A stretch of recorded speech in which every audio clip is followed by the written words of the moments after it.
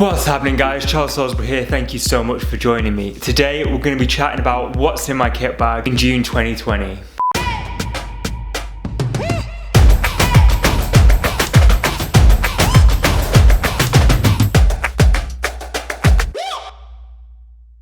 Now before we start, I must say this is a boiled down version. I have bags of kit and hair extensions and products and different sized tongs, but what I'm going to show you today is basically like the bare necessities of what I would do or what I would carry with me for anything from on a shoot, doing somebody's hair at home, working in the salon, even basic hair and basic men's hair for shoots. Now I might add a little bit more, I might add a couple of size tongs in or a couple of hair extensions in depending on whether I need it or what I know the model's like, especially if I have no idea what direction the photographer wants to go in. I know if I'm planning the shoot and I'm organising the shoot, then I know what I kind of want, and so I can pack accordingly, even if that everything today would still be in that core kit. So we're going to start with the obvious. We're going to start with these combs. Combs come in a variety of different sizes and materials depending on what you want them for.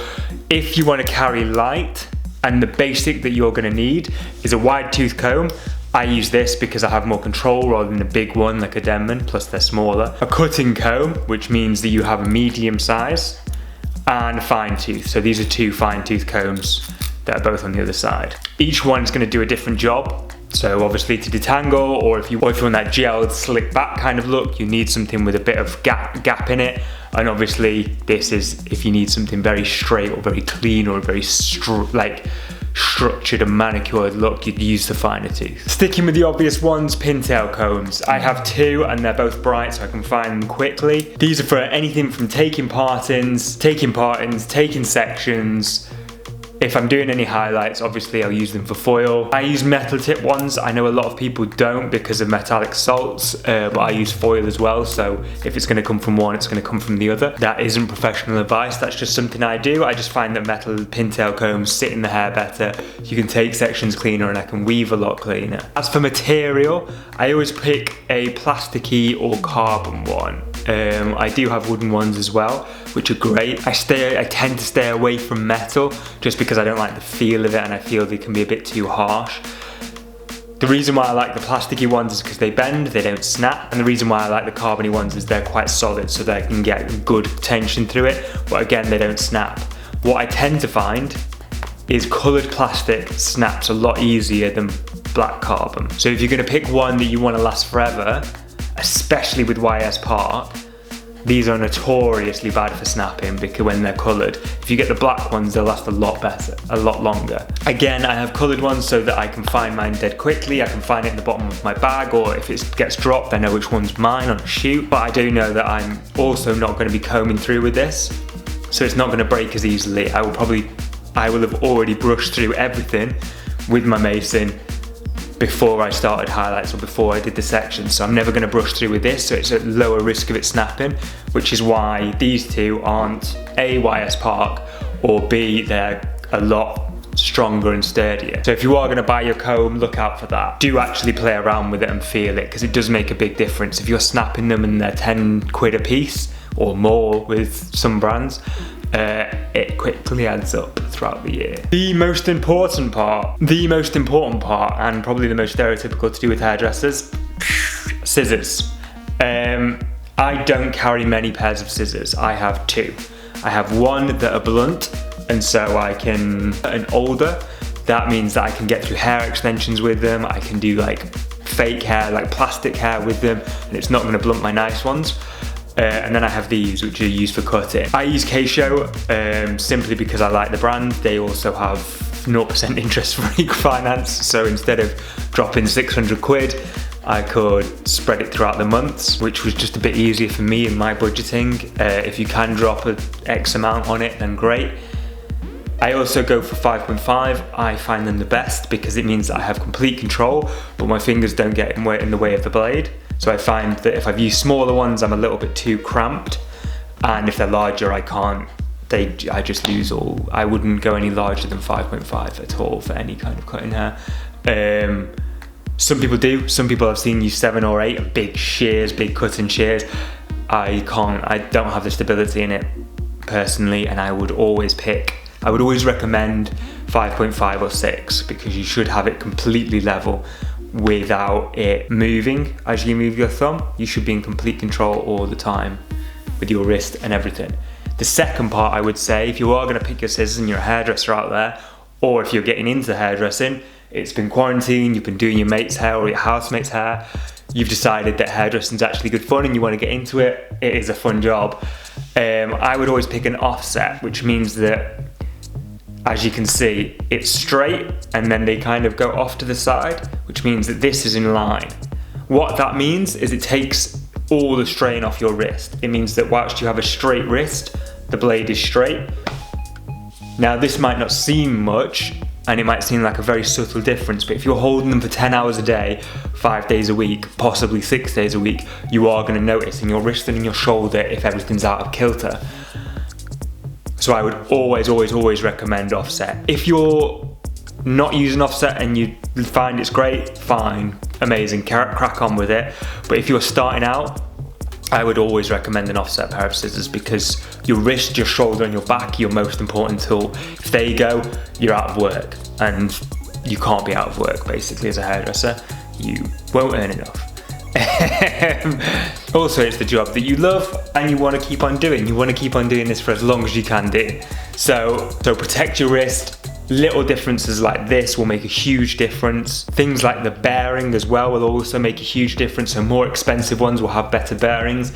These are ball bearing, so it means that they don't rub on each other at all. They're completely free flowing, which means it's not two plates of metal grinding on each other. This is something in between the two. Again, if you're doing this every single day, you're going to notice that you get repetitive strain injury. So it might seem costly at first to put down a little bit more money for a better, smoother action on a scissor. But if you're doing it all day, every day, you are going to very quickly notice how tired your hand gets and how RSI is really going to affect it. I've had repetitive strain injury in my wrist on and off for years. I tried to, before I had these, I had ones that didn't have that good a bearing, and I was trying to save a bit of money because I didn't have any at the time, and I really noticed the difference. The strain in my wrist did a lot of damage that has taken a long time to get out of. A lot of stretching, a lot of strengthening, a lot of climbing, a lot of swimming to get it back to the strength that it was. So really, if I could give one piece of advice to anybody starting out in the industry, it's protect your wrist, protect your thumb, this kind of saddle joint here, and your shoulders. Cost. Scissors are the most expensive thing you will probably buy. I'm looking around at the rest of my kit. Yes, without doubt, this is the most expensive part. They range from anything to 100 to 1500 I've seen them for. I go mid-range. These are 550. Yes, that's a horrendous amount of money. It's a stupidly large amount of money. However, if I'm working 300 days of the year, and these will last me a good few years, but say they last me 1 year. If I'm going to pay £600 for a pair of scissors, they're only £2 per working day. Like I say, these will last me a good couple of years, so it's going to be even less than that. But when you break it down into what you're actually earning what you're actually spending on per day, you can get a good pair of scissors because you know they're going to last you a lot longer. As I said, not all cheap scissors are bad, but they will blunt quicker and they will be a bit more of a grind on the metal, which won't affect you at first, but it will do in the long run. So if you can, even if it means something like me where I didn't have the cash up front, so I put interest-free credit on it, make sure it's interest-free, otherwise you're getting charged double, you're getting charged on borrowing money. But if any company does that, then it's amazing to get a little bit better ones than you would normally get, because it will pay off in the future. Brushes. Brushes are key. You will go through, if you're a trainee hairdresser starting out in hairdressing, or if you've been hairdressing for ages, you're going to know this already. You're going to get through these very quickly. I usually buy them every 6 to 9 months, probably. You could probably go a little bit longer. I blow dry quite a lot. Different brands come out with different gimmicks. I would always have one set of ceramic. So that means that this is ceramic and not metal. I would go for something that has been tested, heat protected on the bristles, because there's nothing worse than when you're blow drying. If these melt and they get stuck in the hair, or they'll like grab the hair, it is a nightmare, and it is the most terrifying thing because you think it's melted onto the hair.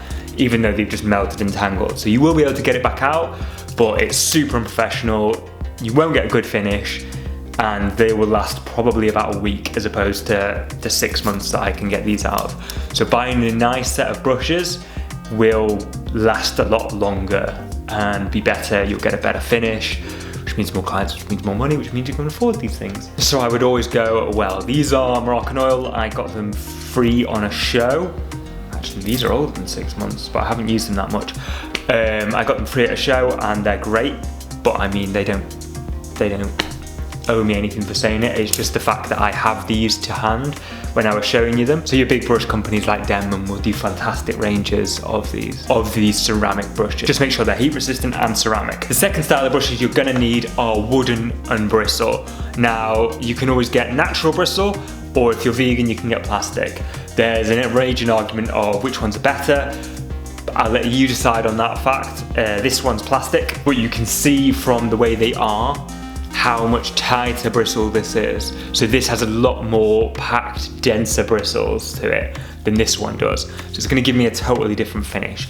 This is gonna separate the hair more. It's gonna individually hold the hair and pull it down, which means that it's probably gonna give me more shine. I even need to use these to tell you what it's gonna do. This is gonna give me more shine. It's gonna give me more grip, which means it's gonna be fantastic for straightening hair. It's gonna be amazing grip and good hold to it, which means if I was straightening curly hair or coily hair, this would be the way I'd go. It will be able to get me some volume, but this one will always get hotter because it's ceramic and it will hold the heat a lot better. So your ceramic brushes get hotter, so they're great for volume, they're great for curls, they're great for putting something in it. This is great for shine and straight. Now, a lot of people will tell you that they can curl with what's there. It isn't just black and white. You can get curl with this and you can get amazingly straight hair with these. It's just you're gonna get very different finishes. Believe it or not, they will come with a very different finish. One will be a lot shinier and glossier, but a lot less of a bend. This will be a lot more of a bend, a lot more volume to it, but it won't give it so much of a separation and shine. So it depends on what you want, which is why I always carry a full set of both. Again, loads of brands do these. Kent do these, they're very good. YS Park are probably the industry standard. They are phenomenally expensive, so buy one and then get it. Also, buy one and then write your name all over it and never leave it out of your hand, because mine have been stolen more times than I've had to replace them by heat damage. So keep in mind that your kit will go missing, especially if it's nicer. I don't know why, hairdressers just love taking bits without asking. So far we're sticking with the obvious things. So next up we've got clips. Clips come in various forms. The ones that I would use and I recommend are these ones. Basically they're inexpensive, they're metal. The problem with clips is they probably get broken, you never know whose they are, so they get moved around or stolen, even though it's not really stolen, because you'll end up picking one up as well as somebody else has picked yours up, so it's kind of just passing it around with your mates. They always break though, and they always get lost and go missing, so I tend to buy inexpensive metal ones, and I have at least a full pencil case worth of just them. So I know that whatever my haircut is, whatever section pattern I'm taking, I can always just grab a load and I'll have enough. It's exactly the same when it comes to Lady Jane grips. These are also called silver pin curl clips. I don't know where I've got Lady Jane grip from, but they were always called that to me when I was starting out. These are basically 2 prongs, dead small, amazing for setting. So as you're curling, you hold this in, pin curl it. We'll go through pin curling and we'll go through these techniques later on. I'm just showing you what I have. Again, I have a see-through bag for these so I can tell which one it is. Tons of them. I want enough so that I can do a full head set on somebody and still work on somebody else. So whilst that's cooling, all pinned up, I know I have enough to pin another whole head or another whole wig. Whilst that's cooling, I can work on this, and then when that's cooling, I can take it out. So you need at least 2 heads worth, which is quite a lot. I would say your minimum is about this much. So bear in mind that you're gonna need a lot of these kind of clips. The other ones that you can do with sets, and you'll see me if you work a lot, is these ones. These are atrociously expensive for what they are. I think they're about £1 or £2 each if you do the maths. So I don't have as many of these as I have those, but these are great for smooth, like if you're on a show and somebody's doing the makeup, you can put these in, and what happens is these don't mark at all. Whereas if you put one of these in, the metal inside it and outside it will mark the hair, leaving a ridge. This won't. So if you need something to be pristine but out of the way of the face whilst they walk around, whilst they have lunch, whilst they have dinner, these are the way to go. So you will need a set of them, but obviously not as many as you will need for these because you won't be using them as much. I've seen people with hundreds and hundreds of these and they don't use these, they just use this style, which again doesn't give a ridge. So when you're setting somebody's hair, there'll be no ridge that there would be with this, which is fantastic. I just can't personally afford to have 2 heads worth of these and spend so much on clips. So to start off with, I would recommend these. As you're earning money and as your work becomes a bit more uniformed, get some of these and then you can start getting more of these to these. Again, these will go 100%. I have been at a show and seen people like literally take them off people's kit. So just make sure that if you have them, you know how many you've given out and how many are coming back to you, because it's a nightmare otherwise. I sound like hairdressers are a pack of thieves, but they're not really. They're actually very lovely people, but when it comes to expensive kit, keep an eye on your stuff. Learn from my mistakes of spending hundreds of pounds on kit and just have it disappear. So I want to get a little bit more miscellaneous with you, more things that you will pick up along the way. You don't need to, if you're a trainee hairdresser or if you're watching this wanting to get into hairdressing, you probably won't need this stuff right now. But these are things that you'll be like, oh, I want that. I want that look, how do I get it? Or I want X, Y, and Z. And so the stuff that you'll pick up, this will be infinite. There's loads of stuff that you will just eventually pick up and you'll have boxes and boxes of just random things. One of the guys I work with will have like a box of like feathers and just various different things that he's picked up from Amazon and had it on one shoot, then kept it, and then just accumulated stuff for ages. So be careful, you will get into that, especially if you get into editorial. This that I'm playing with right now is a hairnet. What these are designed for are for keeping everything in if you're setting, or if you have something that's quite voluminous, you'd put this on. Use these clips to clip in place and then everything is still intact, so the hair doesn't drop quite as much. You can cut them in various forms. This is an extra large one.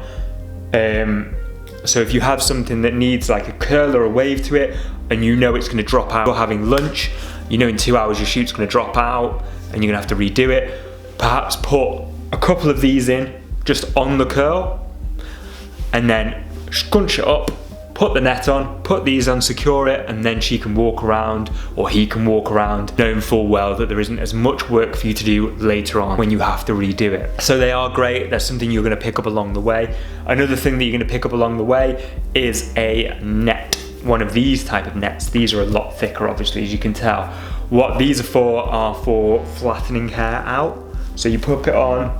I mean, there's many things that you can use them for. What I would normally use them for is popping it on, and then you can get a very flat, like anti-voluminous, right to the head shape kind of look. You'll see them a lot backstage, you'll see them a lot in shows. They're very useful, they're very good to just have in your back pocket, especially if somebody's come in and they've got a little bit curly or more voluminous hair as it dries.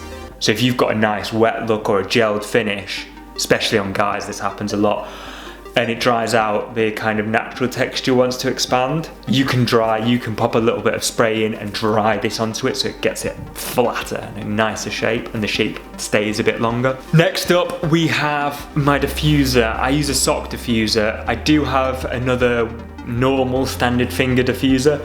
The reason why I like these style is because they're more like air. It's more like naturally, so they won't give it volume, they won't give it anything. It will just be how it is if you were to walk around in the air for ages. It just speeds up the drying time. They're also great if you don't want everything to blast around and they just want to, your medium speed is a little bit too harsh. So pop one of these on and it will just dry it a little bit natural, so you won't get so many flyaways, you won't get it kind of blasting all over the way. So I would recommend getting one of these. They also fold up really small, so I have it in like one of my bags. And so if I can take it with me and I know it's not going to take up loads of space or weight, so it goes with me everywhere. Next up, you'll need a range of these. These are elastics. dead easy from any haberdashery that you get, various thickness. Basically, these are good for tying off, tying things to, tying people's hair together, ponytails. You will be surprised how much you actually need elastic. And the same with string as well, to sew things in, to repair wigs, to repair anything like that. You're gonna need some form of a sewing kit with you. Again, these are things that if you're going to the salon, you probably won't ever need. I do take one of these to the salon with me, actually not the one that's rolled up, so that's as flat as it goes. And so it's not gonna take up much space, so this does come with me. As for string, that would just be for shoots that I know I'm working on with a wig, and in case something needs just touching up, or in case something gets ripped, in case an extension snap, like I can just sew something up dead quickly. So they're good to have. So they're things that you'll build up eventually. You don't need to rush out and grab them now, but stuff that you'll be prepared to be buying next. Next up, we have grips and pins. These are invaluable, obviously. Your salon may stock these for you. They may also not. I've worked in different salons that do both. Some will have like a stock. I also keep my own because I know I like these ones. So I have a set that are matte and quite grippy, so I know they're gonna last for a long time. I have them in different hair colors. These are just 2 colors that I have. The reason why I like matte ones is they don't reflect light. You can see on this light here, in comparison to a normal one, I don't know whether you can see that, but I'll do another shot anyway, what the difference is between the reflection, which means if it's strobe or if you're doing anything with a flash, so if you're on a photo shoot or she's going to an event or a gala, somewhere that she's going to get photographed, it's better to have something that's matte than shiny, because you won't see it as obvious, unless you're making a feature out of them. But if you're not, then I like to have a group of matte ones. Another way you can get rid of that is to have these ones, which I have a lot of. Another one of these that I have, another group that I have, my cat's just jumping out of the way, is Nishida ones, which are like a bluey in texture. Again, these don't really reflect light that much. So they're great for strobes, they're great for even continuous light, like what I'm in now. You can see that it's not bouncing so much light around. So you can put them in hair and they tend to disappear. It's the same with their pins as well. Their pins are very matte textured, they're very good grip, so I know that they're gonna last for a long time. Again, these are quite expensive, so you need to be wary of where you're using them and how much you're using them. But I know if I pin this in, it's gonna disappear in the hair and I won't get that bounce back. It's little things like that, it's that little caring touch that's gonna make your work stand above somebody. If you two are both doing, if 2 people are both doing a French twist, let's say, and one person you can't see the pins and one person you can see the pins, it's obviously gonna look more professional and better if you can't see the pins. So you can get these, places do them in the UK. But these are great. I know a couple of places, I don't know whether she's just jumped in or whether she's been there for ages, not sure. These are great ones. So when you're looking for grips and pins, there's a couple of key points to look out for. First of all, you want them easy to open. You might do this with your teeth, you might do it with your fingers. It is better to do it with your hands, obviously. You also need to make sure that they have a good spring back, because it means that they'll last a lot longer. So if you just pull this open and it stays open, they're worthless to you. You also need to make sure they don't twist. So everything will twist, but it means they need to make sure that it's quite hard for them to twist, because what that will mean is when you pop them in, if it twists, it will just come out straight away and it'd be really annoying. You'll see what I mean when you start pinning hair. So grips are something that you kind of buy cheap, buy twice. Better grips will be will lead to much better work than cheaper grips. So you might think you're saving money, but if her hair falls out straight away, you're not giving somebody the best service and you're not giving somebody the best of your professional ability. Next we come to heated tools. I'm going to start off with a hairdryer. Now I use this fella, the Valera Color Pro. It is actually a very good hairdryer. I got given this to test out and I love it. The reason why I love it is it has a thing on it. It has a rotator, so the cord doesn't get twisted, which is fantastic because it means it doesn't twist around my arm, it doesn't twist around the client's legs. It is a great feature and I think more brands should do it. I don't know whether they've patented it, I'm guessing they have, that's why more brands haven't done it. But you need something that's powerful and hot, but that gives an even consistent heat. When you get a cheaper hairdryer and it gets a bit of hair in it, the motor will overheat and overrun, which means it gets too hot for the hair, which means that you'll be burning it. So buying a good hairdryer is actually worth it. I've used brands as Parlux, is an incredible brand that I've used for years. I just changed over to this because, like I say, I was gifted it and I'm a big fan of these. I think this is a Swiss brand, in fact it is because it's a Swiss made. They do a range of professional products and non-professional products. You want something that's quite powerful, got good airflow, good motor, because like I said, if that motor goes, it's going to increase the temperature and burn your hair. You want something that has a variable. Pretty much all hairdryers will have a variable heat. Start off on medium and then you can always go hotter if you want. And same with power. Good to get a cold shoot button, which is just this button, and what that does is turn the heat off. The reason why that's good is because hair sets better when it's colder. So if you tongs somebody's hair or if you curl somebody's hair with a brush, and when it's hot you take it out, it will drop a lot quicker than if you quickly make it a bit cooler and then take it out. So they're good for holding hair in, setting hair, transforming hair, whether it being straight to curly or curly to straight. If you're transforming the hair, it will help to cool it down before you finish and move on to the next section. Tongs. Tongs are something we went through the other week about what tongs I'm using or how to choose your own. As I said in that video, if you missed it, check it out up here. As I said in that video, I use Marcel tongs. I use a various group of different sizes. I also have some other ones that are just a bit quicker. If I just want a very uniform kind of classic, I'll use those ones. If I need anything with variation, I use these ones. I will have a couple of these. If I'm on a shoot, I will double up. So I'll have 2 sets of everything, just in case it breaks. You're not scrabbling for whatever it is. So I'll probably have a more expensive like Marcel tong, and then I'll have a cheaper alternative. And then when the cheaper one breaks, then I'll replace it. But it just gives me a little bit, but it just relaxes me a little bit knowing that if anything goes wrong, I've got a second backup. But I haven't spent a fortune on getting 2 of these because, like I said the other week, these are $120 a piece or nearly $120 a piece. Obviously, if you're getting 2 of everything, it's $240, and you need a range of sizes. That's quickly going to add up. So get a nice one first, and then get a cheaper one, and then build your kit slowly from there. Same with straighteners. Straighteners are something that I have 2 sets of. Usually I have ones with variable temperature as well, because if I'm doing somebody with bleach blonde hair, it's different to somebody with very thick curly hair, and coily hair is weaker, so you need to be able to variation on the temperature. Maybe we'll actually do a video on temperature and what temperature you need. In the comments if you think that's a good idea. If that's something that interests you, I can do it. That's not a problem at all. I think it'd be quite interesting to teach what temperature you need and how to tong properly, and we can dispel a lot of myths in that part as well. With straighteners, get one with a long cord and get one that twists like this, like with my hairdryer, like with anything, because then it won't get wrapped around your finger as easily when you're twisting with it. You can get gimmicky ones. I tend to have ones that have a little bit of a rounder edge.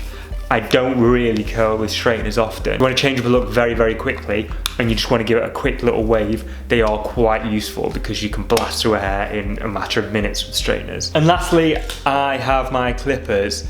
My clippers are Wahl. I've always used Wahl. I think they've never set me wrong, so I probably wouldn't change it. These are going to be upgraded soon, so when they come, we'll do a whole unboxing and we'll do a whole chat about them. I know Oster are another good brand, I know Andis are another good brand. Babyliss are getting onto the scene, but they don't really seem to have, they've got a really good neck trimmer actually, but they're actual workhorse clippers. I always go for Wahl because they're used by barbers, and barbers will have these on 12 hours a day, every day, 6 or 7 days a week. So I know that for the lightness that I use them for, which is a couple of times a day, I know that these are always going to turn on and always going to give me the best finish that I can do. Another reason why I use Wahl is when they need replacing, most people stock Wahl products, so that might be an idea. So if you need to change the blades or if you need new guards, you can walk into pretty much any barber shop or shop that stocks barbering products and buy them. So it's a bit more universal in that respect. Yeah, whatever you're used to, you're going to use, but I wouldn't say I will change from whelmed. I don't see a reason to change from whelmed, to be honest. But like I say, these do need replacing. I bought these back in 2012 and they're still going strong. Like, they just need replacing now. Like, yes, I take good care of my kit, and yes, I keep them in sharp and oiled, and I have changed the blade themselves a good few times, but the actual motor itself hasn't stepped out of line. And let me say that you can change the voltage on these as well, which means I've been able to work when I used to work in Germany, when I worked in Berlin, I took these with me and they work perfectly then. So just by changing this screw here, I could work in various different countries. And so, yeah, I wouldn't even bother changing company, to be honest. I'm quite brand loyal anyway. Like I say, they don't pay me to say this, just hats off where it's due. If it's a good product, I'll give it a good thumbs up. But let's do a full-on unboxing when the new ones come. I think I'm gonna get the Legends. Legend 5-star seem to be like one of the better ones. They do a boarding version as well, so if you're always taking skin fades, you can try that one out. I don't have a foil that can take it pretty much to skin, so I'll just do blades forward, then take it down to skin on that, and it kind of gives me a good skin fade anyway, without getting the shaving cream out when I'm doing the cutthroat. I have done a course in cutthroat, and it's something that I will do on this channel as well. We'll go through how to cut through, and we'll go through the best way of doing it. I was taught at London School of Barbering. I think it's a fantastic skill to learn, even if you're never gonna do it. But these skills are very useful and very helpful to know, in case you're put into a position where you need to do it on a client one day. So with that's my core range, that's my core kit. That's what I would take to wherever I go. That will be the base amount of what I'm gonna take. And then, like I say, I'll add bits on, I'll add extensions on, I'll add colorings on. You can even put feathers or whatever, or fascinators, anything. The world's your oyster when it comes to hair accessories.